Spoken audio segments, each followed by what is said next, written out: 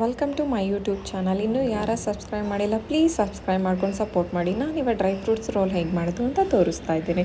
ತುಂಬ ಟೇಸ್ಟಿಯಾಗಿ ಇರುತ್ತೆ, ಹೆಲ್ದಿ ಕೂಡ. ಮೊದಲಿಗೆ ಗೋಡಂಬಿನ ಸಣ್ಣದಾಗಿ ಹೆಚ್ಕೋಬೇಕಾಗುತ್ತೆ.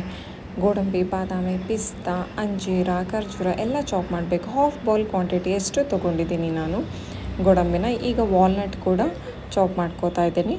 ಇದನ್ನು ಕೂಡ ಒಂದು ಹಾಫ್ ಬೌಲಷ್ಟು ತೊಗೊಂಡಿದ್ದೀನಿ. ನೆಕ್ಸ್ಟು ಬಾದಾಮಿ ಸ್ವಲ್ಪ ಕ್ವಾಂಟಿಟಿ ಜಾಸ್ತಿ ಇರ್ಬೋದು, ಹಾಫ್ ಬೌಲ್ಗಿಂತ ಸ್ವಲ್ಪ ಕ್ವಾಂಟಿಟಿ ಜಾಸ್ತಿ ತೊಗೊಬೋದು, ತುಂಬ ಟೇಸ್ಟಿಯಾಗಿರುತ್ತೆ. ಪಿಸ್ತಾ ಸ್ವಲ್ಪ ಕಮ್ಮಿ ತೊಗೊಂಡಿದ್ದೀನಿ, ಹಾಫ್ ಬೌಲ್ಗಿಂತ ಸ್ವಲ್ಪ ಕಮ್ಮಿ ತೊಗೊಂಡಿದ್ದೀನಿ ಪಿಸ್ತಾನ.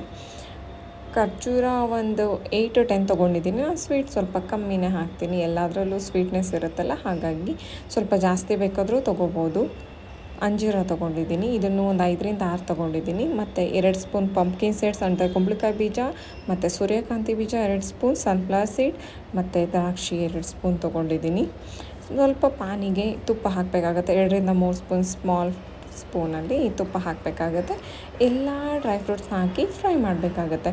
ಮೊದಲಿಗೆ ನಾನು ಬಾದಾಮಿ ಹಾಕ್ತಾಯಿದ್ದೇನೆ, ನೆಕ್ಸ್ಟು ಪಿಸ್ತಾ ಹಾಕ್ತಾಯಿದ್ದೇನೆ, ನೆಕ್ಸ್ಟು ಗೋಡಂಬಿ ಹಾಕ್ತಾಯಿದ್ದೇನೆ, ಇವಾಗ ವಾಲ್ನಟ್ ಹಾಕ್ತಾಯಿದ್ದೀನಿ. ಇಷ್ಟನ್ನು ಚೆನ್ನಾಗಿ ಫ್ರೈ ಮಾಡ್ಕೋಬೇಕು ತುಪ್ಪದಲ್ಲಿ. ಅದು ನಿಮಗೆ ಸ್ವಲ್ಪ ಕಲರ್ ಚೇಂಜ್ ಆಗಿ ಒಳ್ಳೆ ಸ್ಮೆಲ್ ಬರುತ್ತೆ, ಅದು ಫ್ರೈ ಆಗಿರೋದು ತುಪ್ಪದಲ್ಲಿ. ನೋಡಿ ಇವಾಗ ಫ್ರೈ ಆಗಿದೆ, ಆಲ್ಮೋಸ್ಟ್ ಚೆನ್ನಾಗಿ ಫ್ರೈ ಆಗಿದೆ. ನೆಕ್ಸ್ಟ್ ಈಗ ಇದು ಫ್ರೈ ಆದ ನಂತರ ಅದೇ ಪ್ಯಾನಿಗೆ ಮತ್ತೆ 1 ಸ್ಪೂನ್ ತುಪ್ಪ ಹಾಕ್ಕೊಂಡು ಅದಕ್ಕೆ ಕುಂಬಳಕಾಯಿ ಬೀಜ ಮತ್ತು ಸೂರ್ಯಕಾಂತಿ ಬೀಜ 2 ಹಾಕ್ಕೋಬೇಕಾಗತ್ತೆ, ಮತ್ತು ದ್ರಾಕ್ಷಿ ಮತ್ತು ಅಂಜೂರ ಕೂಡ ಹಾಕಬೇಕಾಗತ್ತೆ. ಇದು ಎಲ್ಲ ಹಾಕಿಬಿಟ್ಟು ಚೆನ್ನಾಗಿ ಫ್ರೈ ಮಾಡಬೇಕು. ಇದು ಮಕ್ಳಿಗೆ ಕೂಡ ತುಂಬ ಒಳ್ಳೆಯದು, ಬ್ರೈನ್ ಬೂಸ್ಟಿಂಗ್ ಆಗುತ್ತೆ, ಮಕ್ಕಳಿಗೆ ತುಂಬ ಹೆಲ್ತಿಯಾಗಿರುತ್ತೆ. ನೋಡಿ ಇದನ್ನು ಸ್ವಲ್ಪ ಚೆನ್ನಾಗಿ ಫ್ರೈ ಮಾಡ್ಕೋಬೇಕಾಗುತ್ತೆ.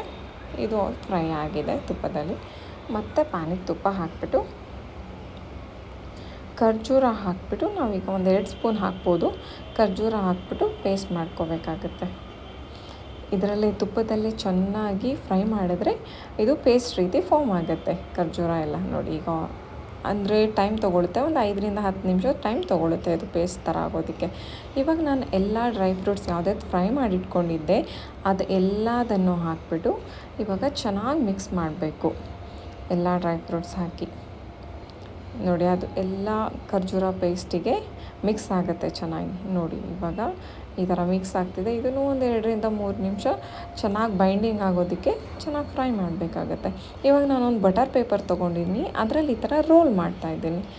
ರೋಲ್ ಮಾಡಿಬಿಟ್ಟು ನೋಡಿ ಇವಾಗ ಓಪನ್ ಮಾಡಿದ್ರೆ ಬಟರ್ ಪೇಪರೆಲ್ಲ ಹಾಕಿ ಸ್ವಲ್ಪ ಬಿಸಿ ಇದ್ದಾಗಲೇ ಮಾಡಬೇಕು, ಆವಾಗ ಚೆನ್ನಾಗಿ ಬೈಂಡಿಂಗ್ ಆಗುತ್ತೆ. ನೋಡಿ ಇದಾದಮೇಲೆ ಗಸಗಸೆ ಬೀಜ ಹಾಕಿಬಿಟ್ಟು ಅದ್ರ ಮೇಲೆ ಮತ್ತೆ ರೋಲ್ ಮಾಡ್ತಾಯಿದ್ದೇನೆ. ಚೆನ್ನಾಗಿ ರೋಲ್ ಮಾಡಿ ಇದನ್ನು ಒಂದು 2 hours ಹೀಗೆ ರೋಲ್ ಮಾಡಿ ಫ್ರಿಜ್ಜಲ್ಲಿ ಇಟ್ಟು ತೆಗೆದ್ಬಿಟ್ಟು ರೌಂಡ್ ಶೇಪಲ್ಲಿ ಕಟ್ ಮಾಡಿದ್ದೀನಿ ನಾನು. ಅದು ಈ ರೀತಿ ರೆಡಿ ಆಗುತ್ತೆ. ಇದನ್ನು ಒಂದು 5 to 10 days ಇಟ್ಕೊಂಡು ಕೂಡ ತಿನ್ಬೋದು, ಯಾಕಂದರೆ ತುಪ್ಪದಲ್ಲಿ ಫ್ರೈ ಮಾಡಿರ್ತೀವಿ. ಈ ರೆಸಿಪಿ ನಿಮ್ಗೆ ಇಷ್ಟ ಆಗಿದ್ರೆ ಪ್ಲೀಸ್ ಲೈಕ್ ಮಾಡಿ, ನನ್ನ ಚಾನಲ್ ಸಬ್ಸ್ಕ್ರೈಬ್ ಮಾಡ್ಕೊಳ್ಳಿ. Thank you.